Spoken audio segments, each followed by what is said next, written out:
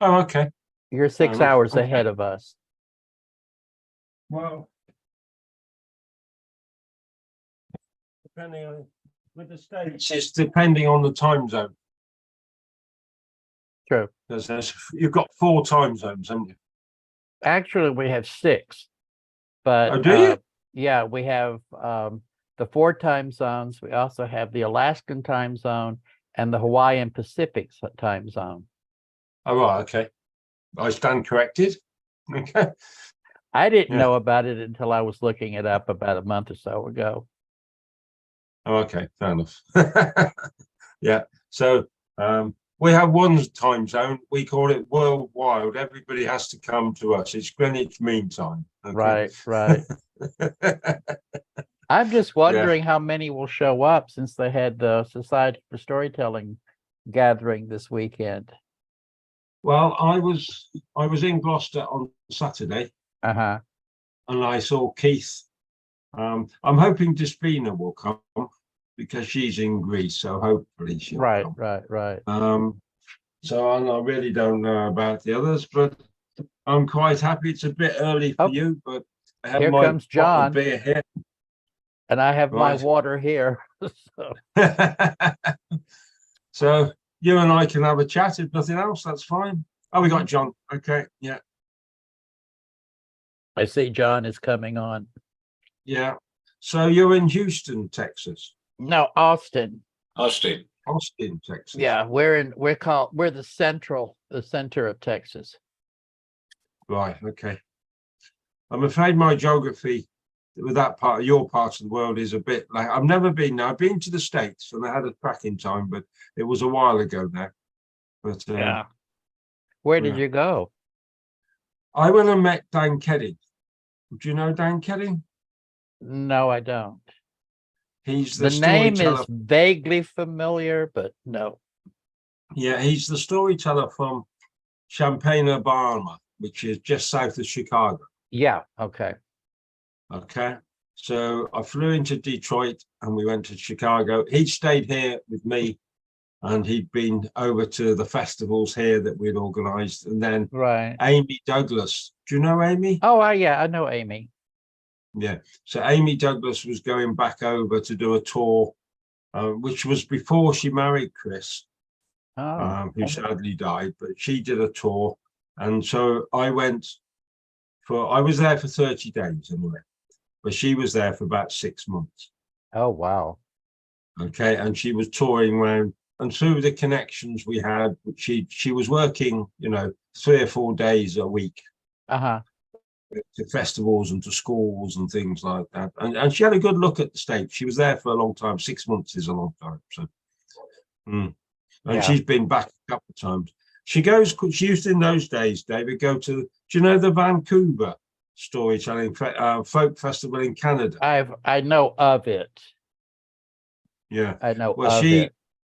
she went there with Duncan. Oh, Duncan wow. Williamson, the storyteller. She went there 3 or 4 times over with her when she was a teenager. Well, Amy's not far off coming up 50, but don't say I said it because she's got a good look as well. No idea what you just said. What, Amy who? Yeah. Some reason. John, we can hear you, but we can't see you. No, for some reason my video's not working. So I'm going to announce us in the dark. I'm going to announce the show, and as if I'm on radio. Well, there's only 2 of us here at the moment. There's David from Texas and I. And I can see. Because everyone's going back a lot of people are on their way back from the gathering, I think. Yeah. Some of our regulars. Yeah. And so I might see if I've got another. I'll announce it and we'll start, and then we'll just see if anyone else joins us. Yes, okay, well, we can do that. But David, are you a Donald Trump supporter? Don't even start. Right, I've got a story for you about Donald Trump that you're going to love. Okay. Okay. Right. Can he be any more stupid? But still. Okay. You wait till you hear my story and you'll know. Okay. That's There's oh. John. there I am. There you go. Yeah, I had the little thing across the webcam that actually blocks the viewfinder. That would be a very untechnical thing. And all right, David, There you go. David, in all the years I've known John, I've never seen him with not wearing a hat for an awful I have Okay, never let seen me him find without a something. hat. let me find something. Yeah, hold on. That's better. So Have your llamas ready. yeah. So, ladies and gentlemen, boys and girls, and Right. assembled company, welcome to the World Storytelling Cafe. And it is that time when we're relaunching after a summer break, the Worldwide Story Round. Now, we know many of our regulars from the UK are traveling back across the kingdom from Gloucester, where Mike and I were earlier in the weekend, from the Society of Storytelling gathering. And so they may be they may be a little late or not joining us at all, but we do have our representative from Austin in Texas, and we have the amazing Mike Rust, who will compare, host, and generally rock along this program and tell us all about his festival, or the festival, Get a Word in Edgeways, which is later this month. So this would be a moment for October. you. No, it's October. I meant October. It's October.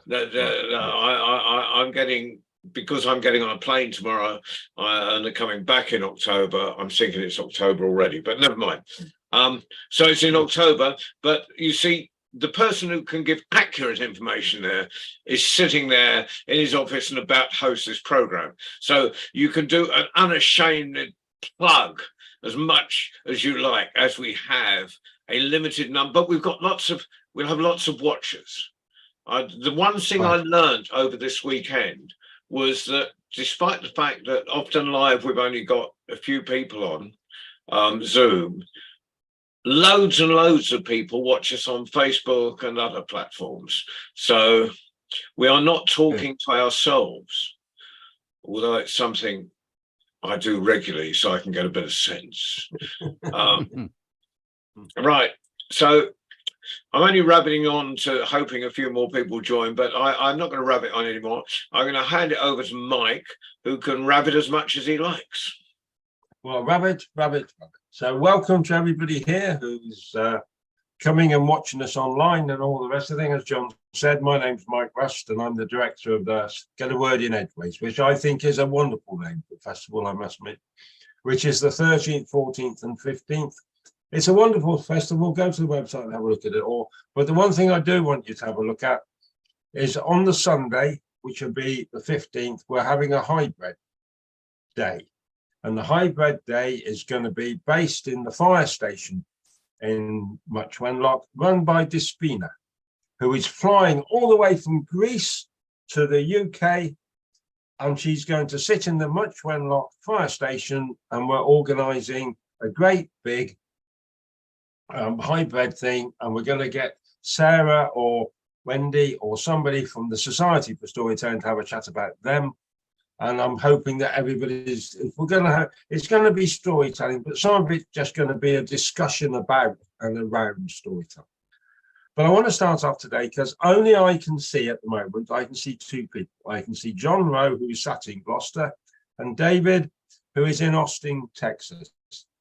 And David, this is for you. This is a gift from, and now this story has traveled all the way from America 25 odd years ago, and is now traveling all the way back to America. And I can remember my dad, they used to have a competition back in the 60s that someone would stand on the top of the, what's the biggest tower in New York? It's not, because the Twin Towers. It's not the Empire. The Empire State Building. Yeah, Empire. Yeah. They go to the top of the Empire State Building, and 4 people in the Masons, and the Round Table would tell 4 jokes. And 4 people would stand in London underneath the clock tower by the old Big Ben, and they'd tell 4 jokes. And it was the quickest way, and who could get the joke across the Atlantic was the competition. And not by radio or by anything else, it had to be passed by person. And we, the Brits, were running it most of the time, because one of the contributors for us was the pilot for Concorde. Oh. And he'd tell a joke, and he'd go to Heathrow, get in Concorde, fly to New York, and go to the Empire State Building and tell the joke there. So, and that was cheating probably, or we like to call it well organized.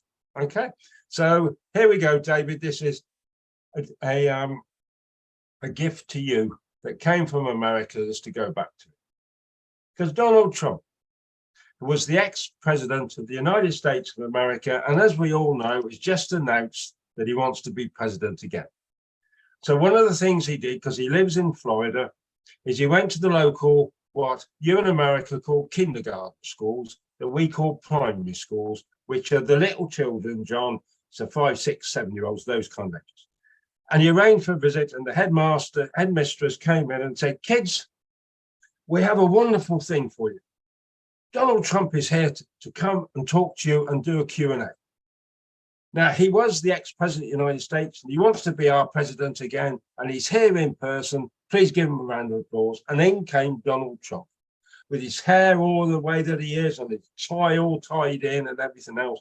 And he sits down there, and there's about 100 children all sat around him, and he gives a talk about it. And in the end, he says, has anybody got any questions?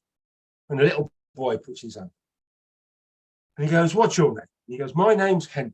He goes, okay, Henry. He said, what's your president for me? Donald Trump, the ex-president, and I want to be president again of the United States of America. And he says, I haven't got one question, I've got 3.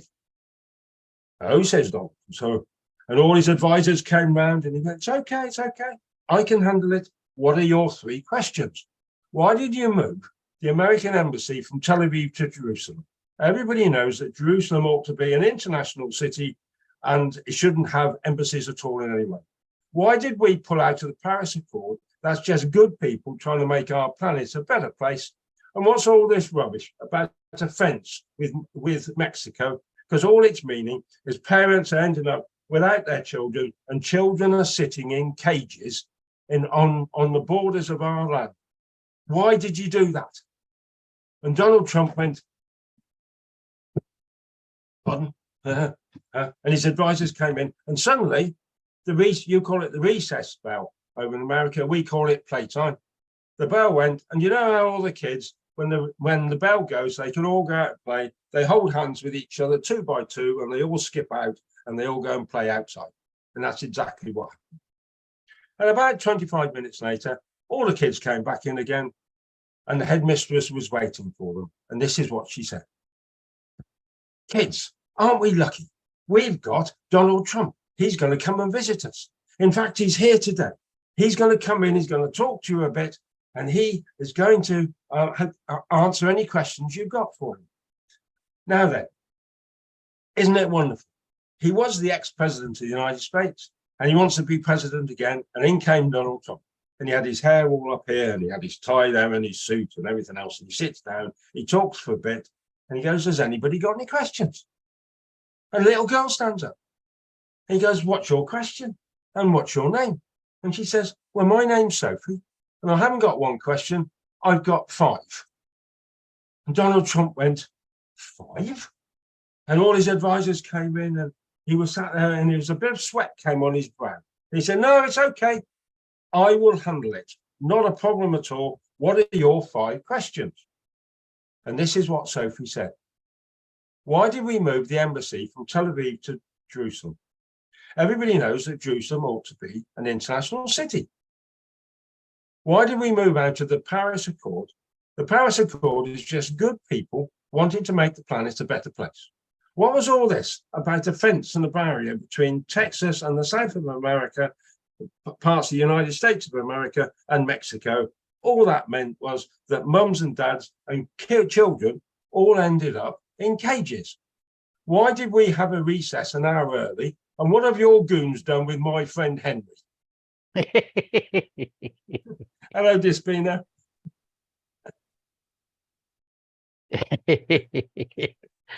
Yep. Yeah. So there's a gift for you, mate. Okay. Thank you. I can't wait to tell some of my friends that. Right. Okay. And I got that from an American, and it was in the time of the first. You had two presidents called Ford, didn't you? Two presidents called Ford. I know of one, So which Gerald was Ford. right? You had two Came right presidents. after Nixon. You had two Bushes. We had two Bushes. Bushes. We had two Right. Bushes. You had two Bushes, right? It was told about the younger Bush, I'm not surprised. right? That's what he was told about. Okay, and that he was the president at the time, and there were some storytellers that came over from the States, and they told us that, and we told them one about our Queen and the old Duke. They both died now. All right, so we were swapping stories about that, and somebody came up with that one, and I've just updated it a bit. Okay. Good for you. It works. It works quite well. Yeah. Despina, you're on mute. Hello. Good Hey, evening. How are you Despina. all? You're all right. How are you? I love your beanie, John. Yes. No, you're on mute, John. I've been wearing the hat you brought me all weekend at the Society for Storytelling gathering, and Really? I've only just got my internet back up in the house I'm living in, and which is why I was a couple of minutes late, and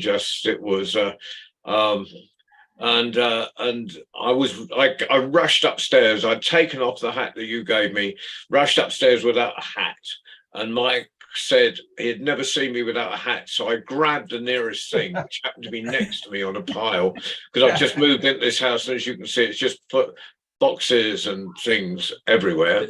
Despina, he's been living there about a month now. But I've been on the road for most of the time. That's right. I've been on the road for most of the time. Even if you weren't, John, I totally relate. No worries. By the way, with that beanie on, you look like the elf you actually are. Right. Thank So we're going to have a batting order, and at the moment it's going to go David, you go next, then Despina, and then John. Are you going to stay and do some poems, or? All right, and we'll see who else turns up. So I'm going to go over to Austin in Texas and to John and see if he can cap my joke. It's my turn? Yes, it's your turn. I misunderstood. Okay, fine. Well, I hadn't thought about telling, but I do have one that I learned, and it's one of these stories that has traveled around the world in many different formats. And this is the one I learned, and I really, really like it. It's called The Man Who Searched for Truth. There once was a man, well, there's always a man in these stories, as you know, who was a good man and had a lovely wife and a nice farm, and it was very, very pleasant, very pleasant. And he noticed that when he went into the marketplace, though, people would talk about other people behind their back and tell lies and stories and fibs all about them, and it really bothered him. So he decided one day, he told his wife, "My dear, I'm going to be gone for a while. I'm going to go search for truth." And she looked at him and said, "Well, good luck on that. I'll keep a light in the window so you'll know how to get home, and love you. Wear your mittens and stay warm." So he did it. He went and he got himself together. He got his pack and he got his walking staff and decided to go and search for truth. And he walked along the way, whistling to himself and singing songs to himself and thinking, and he came upon a village. "Oh, hello. I'm walking through. Is there a place around here where I might stay for a day or two?" "Oh, of course. Oh, and by the way, I'm looking for truth." "Oh, truth lives here. We always tell the truth. Come, you can stay at my place." So he did. Well, he had a very nice evening, and the next day he went to look around the village, and he went into the marketplace, and it was nice. It's just standard marketplace, but he heard one person tell another person tell another person, and the story got bigger and longer and wilder and more untruth. And he says, truth just to himself, truth doesn't live here. I'm going to have to leave. When he went back to where he was staying, and he thanked his host and hostess and said, I'm moving on. I'm moving on. And they said, well, take care. Well, he kept walking, and he walked out of the town, and he came upon another village some distance away, and said, oh, it's getting late. Is there a place around here where I might stay? Oh, yes. Hi, my name is George. You can stay with me and my wife, and stay a day or two, get to know the town, get to know the villagers. Okay, fine. That's very nice of you. Oh, and by the way, I'm searching for truth. Does truth live here? Oh, yes, it lives here. No problems whatsoever. We always tell the truth. Not a lie or a fib passes our lips. Well, that sounds very nice. Thank you very much. So he went home with George, got himself a nice supper, spent the night, and the next day he went out into the marketplace and into the town to look around. And it was a nicer marketplace and some beautiful things to sell.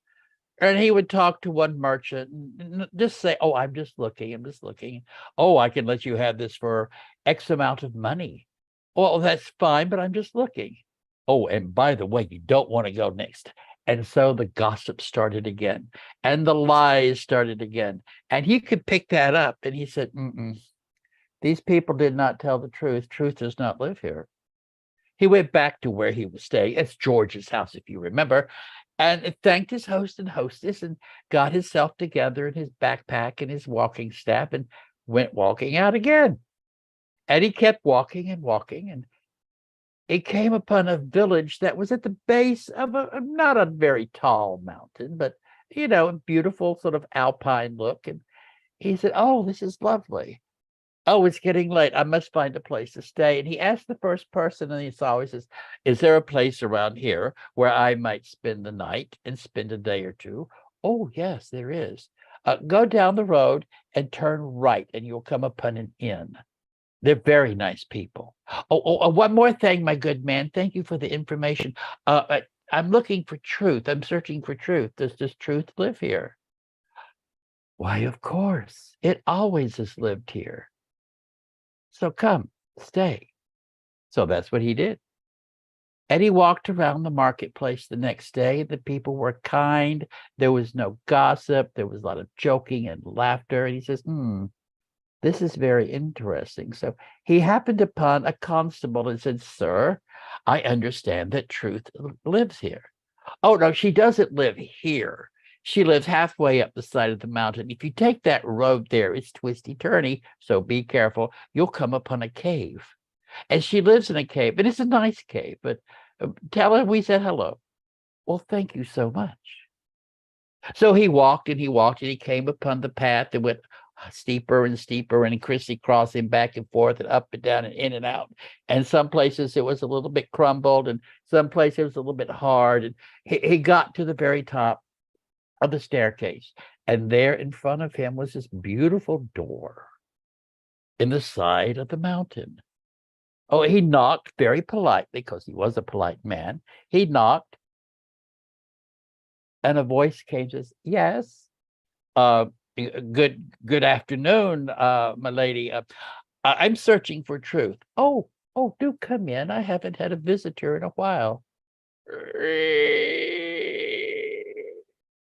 And he walked in. It was a lovely cave, very homey, lots of light, and there's a wonderful fire in the fireplace, and this lovely person that he saw, but her back was to him, sitting in front of the fire, just maybe spinning or something like that. He wasn't certain.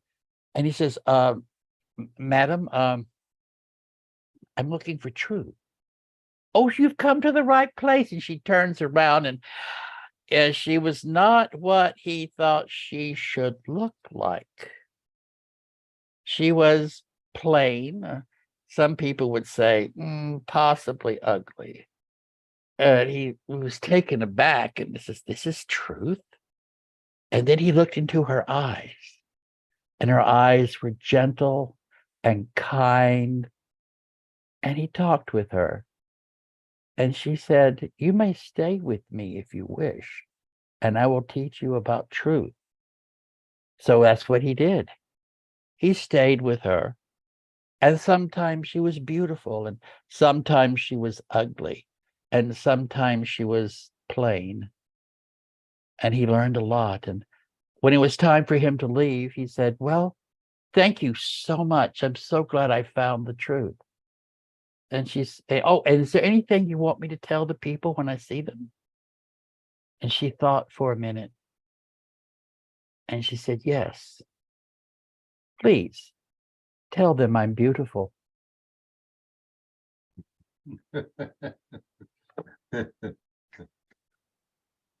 So that was the man, and he was the prince, the son of a king, but he wasn't the oldest one. He was one of the younger ones. And he announced one day he was going to go and find the perfect woman because he wanted the perfect woman to be his wife.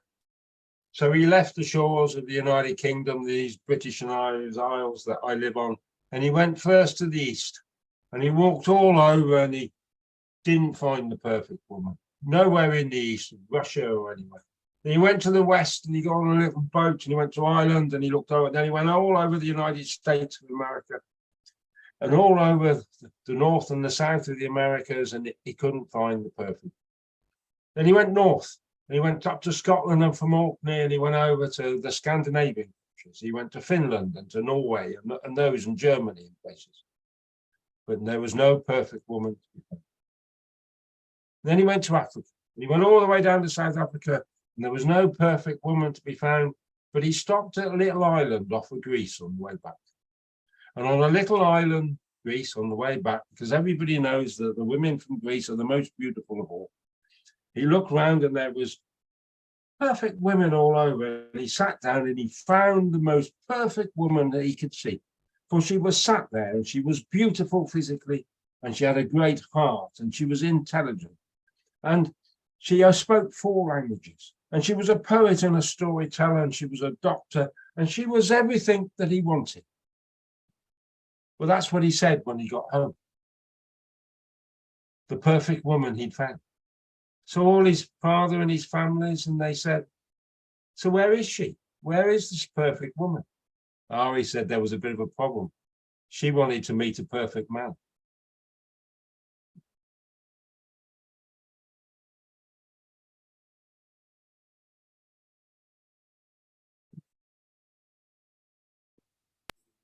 Right, it's been, I must, it's only you left, John, and a few poems, so please tell us a story. Thank you very much for the compliments to begin with. Luckily, I am not perfect and I do not seek perfection, so I'm all the happier. So there is a story that came to mind from David's story. I must remember, David, to give it to you sometime between truth and light. However, on this occasion, and as October is just around the corner and Samhain is approaching, I found this lovely little Jewish tale I'd like to share with you today. So it was a long, long time ago in the Hebrew city of Safed in Israel, where 3 men were walking, not one David, which you normally find in a story, 3 of them walking towards the forest. The 3 young friends were very joyous and they were making fun of each other all the time as they were walking in the moonlight deeper and deeper into the woods, because the next day, the oldest one among them would be married to a very pretty and wealthy maiden. So you can understand they were in high spirits.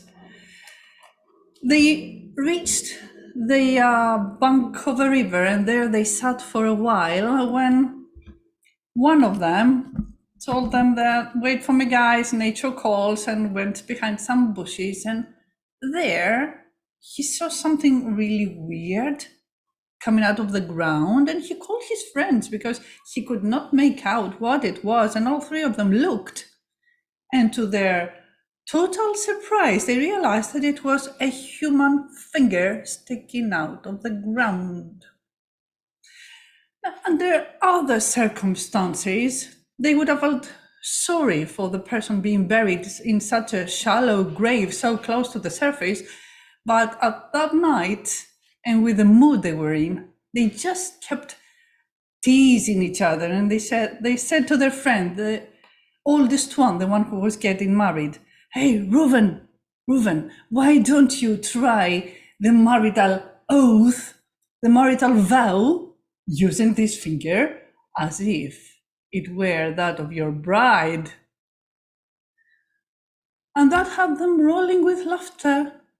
They considered it, can you imagine, to be a brilliant idea. So it was that Reuven put his hand in his pocket, took out the ring with his initials engraved on it, put the ring in that bony finger coming out of the ground, and said, "You are now betrothed to me." And he said it again, and he said it for the third time, as he would on the next day. But then, to their amazement, the finger started twitching. And as they stood there, totally astounded, they felt the earth rumble, and soon a huge crack appeared, and out of the crack, out from inside the ground, out came this female figure dressed in a tattered shroud, burning coal inside empty sockets, fixed upon the face of Reuven. And then she spoke. "My husband," she said, and that did it. That had them screaming in terror, turned upon their heels, and made it for the woods. Only this time, the moon had been hidden behind a cloud, and they could not see, and there were thorns around them as they ran for their lives, all the time hearing the wailing of that woman corpse behind them as they ran through the woods, almost blindfolded. They could not see where they were going. They would stumble upon rocks, and they would fall on the ground, and they would stand up and kept running until they found themselves inside their houses, where they slammed the door behind them and bolted it, and then caught their breath, and then tended to their scratches and their bruises. And all three of them met early on the next morning, totally embarrassed, still horrified, deciding not to tell a word about what had happened the previous night. So it was that the groom was ready to become a married man, and they had assembled in the large square, and the rabbi was there, and the bride was there, and both their families, and a huge gathering of guests, because this was a very wealthy wedding that was going to take place. And so it was that the rabbi started talking to them, and when they were ready to start telling their vows, an unearthly scream was heard from behind.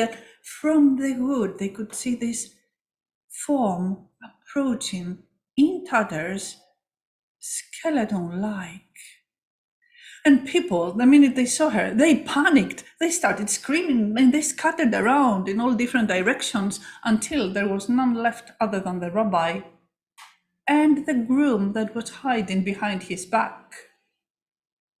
The rabbi was the only one who held his composure, so he addressed what he saw to be a female figure coming live from the dead. "What is it, woman? What is the reason why you left your peace and quiet of the grave to come into the world of the living? What sort of blemish Does my future husband see in me that he shall want to wed another? For you can see here in my finger that he is betrothed to me. Well, people saw that the rabbi and the skeleton woman were talking to each other, so they started slowly, very reluctantly, they started gathering around to see what was to happen next. And the rabbi, he turned to the crouching man behind him. "Come forth, you," he said. And there was Reuben, still shuddering, looking very, very intimidated and embarrassed. And under the rabbi's questions, he had to confess what had passed the previous night. His friends were there, the rabbi called them out, and they admitted that it was so. So the rabbi asked, "Did you say the sacred oath?" "I did," said Reuben. "Did you say it 3 times?" "I did." "Did you say it in the presence of 2 witnesses?" And all 3 friends nodded their heads in shame. Then the rabbi turned to the woman. "Well, it is clear that this groom had not intention of becoming betrothed to you. Will you relinquish your claim on him?" "I shall not. I died very young. I did not have my happy hour. What was taken from me in life will be given to me after death. This marriage will be consummated." And that had Reuben fainted to the ground. He had to be carried back to his place. "I need to convene a rabbinical court before we make rule, before we decide what is to become," said the rabbi, and that sent everybody home. And for the next few days, he kept having visitors in his house that were pleading with him to find some way out, to free their son from that curse, his parents begged. Well, the rabbi, he spent a long time in meditation. He looked inside all his sacred books, but he could find no precedent.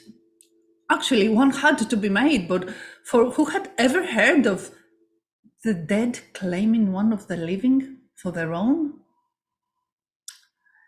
He had meetings with the groom and the bride and their parents.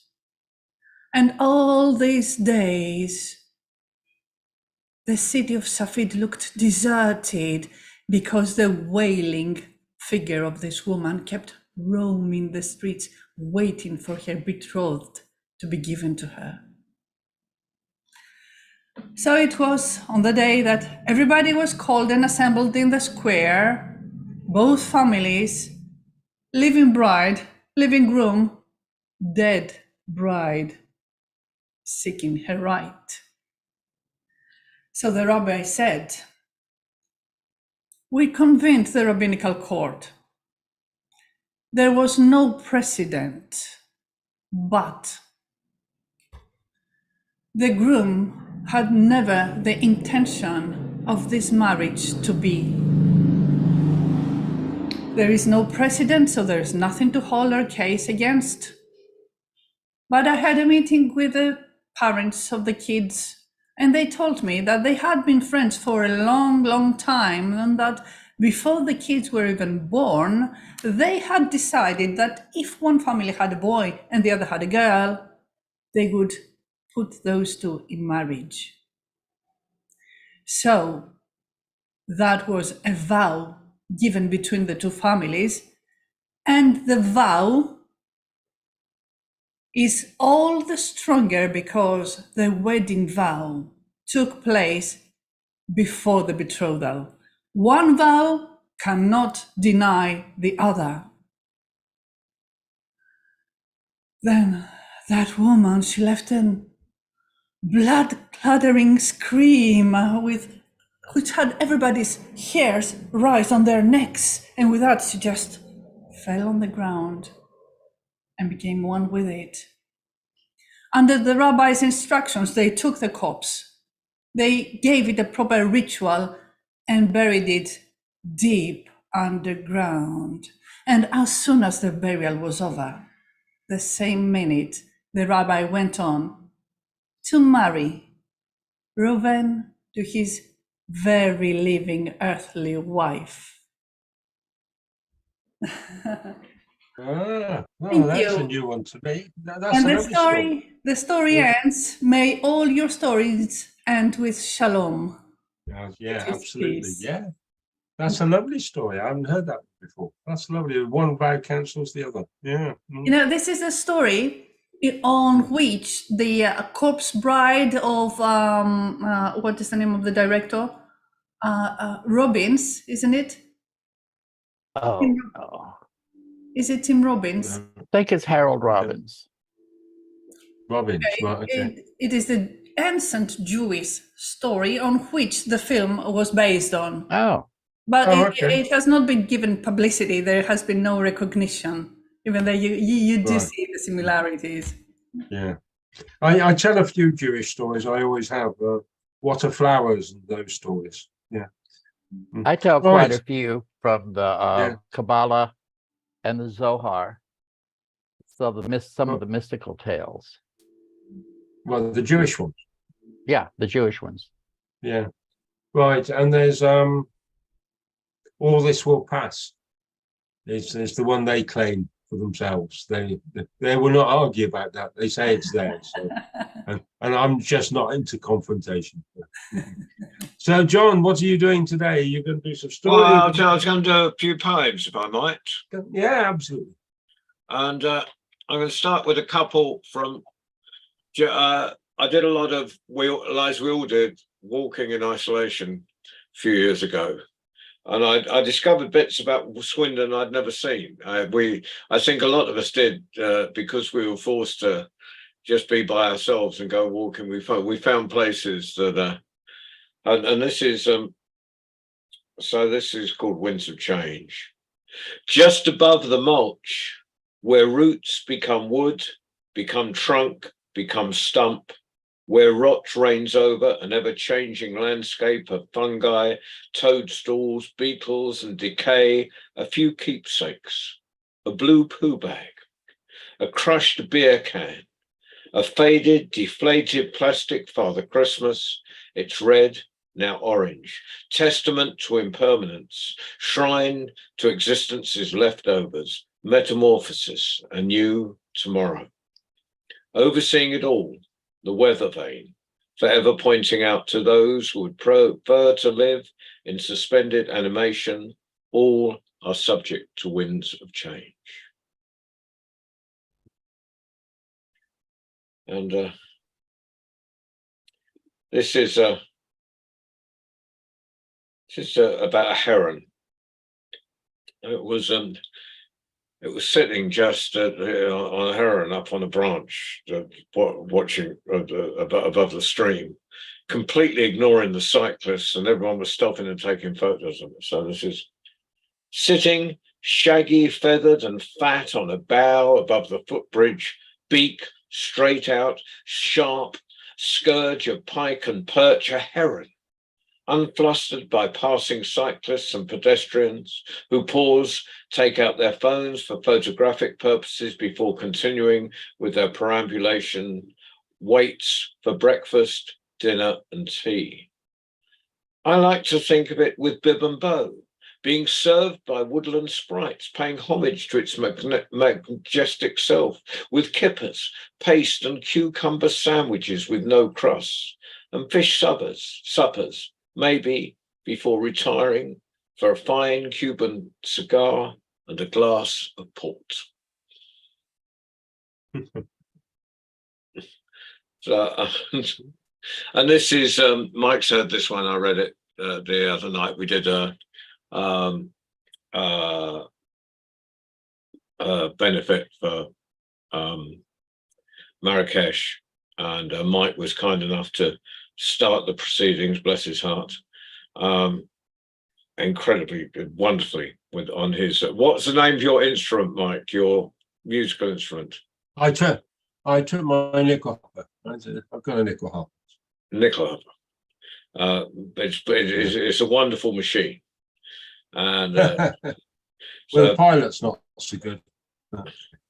so this is the poem I wrote. Well, I wrote it on virtually a few days after the earthquake, because when the earthquake hit, Mike Wood was in Rabat trying to see the Minister of Culture to get some funding for the next festival, because as we know, Marrakesh is the Islamic City of Culture for next year. And then everything changed. It's called A Different Kind of Walk Through a Country That Gives So Much Love. I thought we had calculated everything down to the last detail, but it was a curved ball. I thought our plan was foolproof, but it was a curved ball.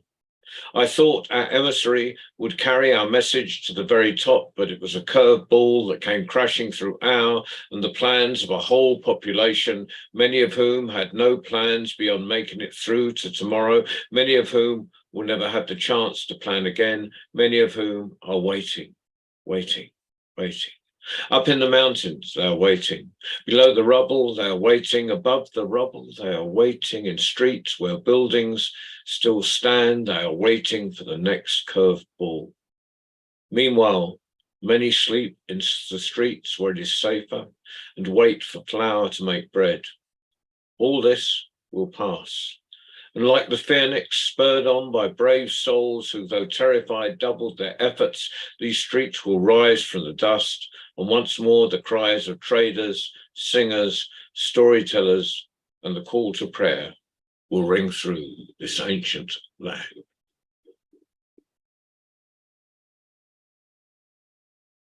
Well, yes, that's a lovely poem, John. Right, it really is. I think you should end it with inshallah. You're of course you're right. Yes, I think you should. Yeah. I think I should. Yes. Yes. That would. Right. I'm going to finish. Thank you for that, Despina. That was. Yeah.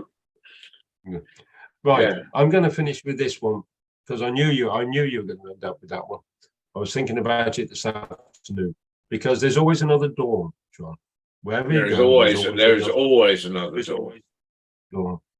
Because a while ago in Somerset, and Somerset, for those of you who don't know, is the bit that sticks to the left at the bottom of England, down towards Cornwall and Devon, down there. And there's some hills called the Quantocks. And in those Quantocks, there's a village called Crocombe. And Crocombe is where Ruth Tongue used to live. And Ruth Tongue was the storyteller that she died years and years ago, but she was an old lady back in the 60s and the 70s and the 80s. And this is one of her stories. Right? I don't often tell people where I got the story from, because I think the stories need to live by themselves. But at the moment, it's important. Because in the village of Crocombe, next to the Carey Arms, which I've sat and had a pint of beer in myself, an old lady lived. And the old lady, something came to her one night. And she knew she had to go over the top and down the other side to Bridgewater to the market. But she had to walk, but she didn't mind. Something told her to get up early. And so even before the night, the darkness before the dawn had come, in the middle of the night, she got up from her cottage and she picked up the stuff from her garden. She was the selling, the eggs and all the other bits and pieces, the herbs and stuff. She put them in a basket and she started walking up to the top of the Quantocks. And she stood at the top of the Quantocks. A little rabbit came flying through, but it was darting left and right again, and left and right again, and left and right again. And sometimes it was a rabbit, and sometimes it was a hare, and sometimes it was a buck, and sometimes it wasn't. But it was dancing there. And suddenly in the distance, she heard a noise. And that noise brought terror to her heart. But she knew what that noise was, because that was the hunt. It was the hunt of the Lord of the Night. And the Lord of the Night, he came flying through. And the little buck and the hare and the rabbit, it hopped up and it stopped. And she said, quick, get into my basket. And it hopped up and it went into her basket. And she hid it under the herbs and under some eggs. And then the Lord of the Night, he came up, he had a great big white black horse. And it was like a dragon, because it was cold and there was steam coming out of his nostrils and everything else. And around him was the hunt of the night. For there was the hounds and the dogs, the tigers, the lions, the panthers and the skunks. There was the weasels and the stoats and the black snakes. And in the sky there was the vultures and the crows and the hawks. And they all flying around and they all black and they all looked at her. And he hissed and he went, where is my quarry? I've been looking for that quarry for years. Sometimes it's a rabbit, sometimes it's a hare, and sometimes it's a buck, and sometimes it isn't. Tell me, where's my quarry? And the little old lady, she stood to a full height of 4'11¼ inches. And she looked up and she said, it went that way. And he looked down into her eyes and she looked straight back into his eyes. And he said, don't lie to me. And she looked round and all she could see was the Lord of the Night and the Hunt of the Night. And she went, it went that way. And he looked down and he held her gaze. She held his gaze, all 4'11" and a quarter.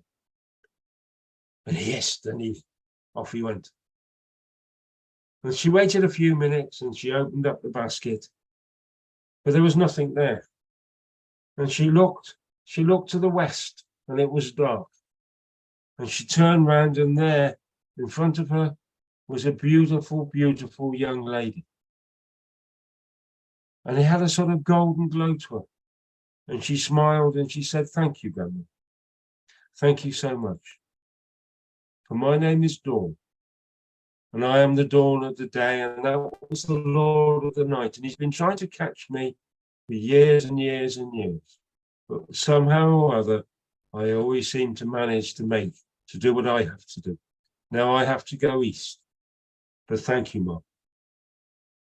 And as the dawn turned, and it turned into the east, and as the girl, she seemed to diminish a bit. Then she seemed to diminish a bit more, but every time she diminished and diminished a bit more, there was a bit of light in the far end. And at one point, because it was a clear night, at one point, just before the night and the day, when the dawn stood there was stars in the sky. And the dawn and the stars, they danced. They danced just for a moment along the edge of the light and the darkness. And then suddenly, the dawn, she disappeared and the day came again. And they say that every time, sometimes every year, but not very often, but at least once or twice, at the top of the contacts, you can stand there. And if you see the dawn come, for just a moment, the dawn will be there and the stars will be in the sky. And all will be well, for the dawn is come again. The dawn always comes. It's a Ruth Tongue story and it goes back along. Beautiful story. Yeah? It's beautiful. Oh, yeah. It's an old story. It's I used to go to work. I did a lot of work, Despina, a few times ago on that pack. And I used to sit down and make lists of everything that you could get in the Lord of the Night's hunting pack. When he hunted the dawn, I had I had black ostriches and I had all sorts of things. I keep it a lot simple now, but you've got to have, it was told to me, at least 3 snakes and a black vulture. Because you'll get everything else, Mike, but you've got to have some snakes and black vultures because that really makes the hunt of the night. I did see one vulture and a snake in today's hike. So I'm missing 2 then. Right, so there was the weasels, the stoats, and the black snakes, and the vultures, the crows, and the hawks. Did I say that? No. Right.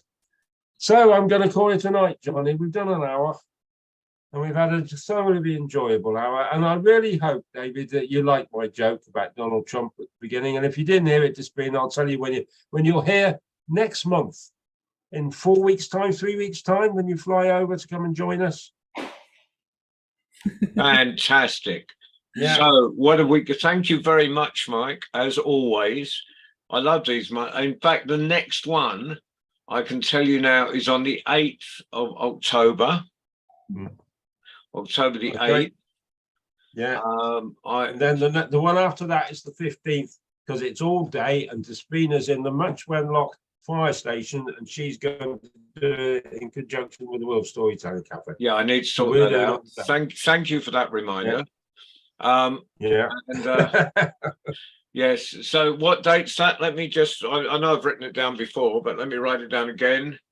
The 15th. The 15th. That's the Sunday, isn't it? It's the Sunday. Yeah. Yeah. So, yeah, sort that out, John. Yeah, sort that out, John. I don't want to scare you anymore, Despina, but the chairperson of the Society for Storytelling for England and Wales and Northern Ireland, she's going to. We are arranging for you and her to have a chat. Oh, brilliant! Okay. She's great. She's great. So interesting. Wendy's great, and she can tell you all about the society and everything. So Perfect. So I'll put out a call for but I can't tell you what's on next Friday because I haven't programmed for next month. Yeah. So I'm going to put out for a call for stories for children, and in the chat.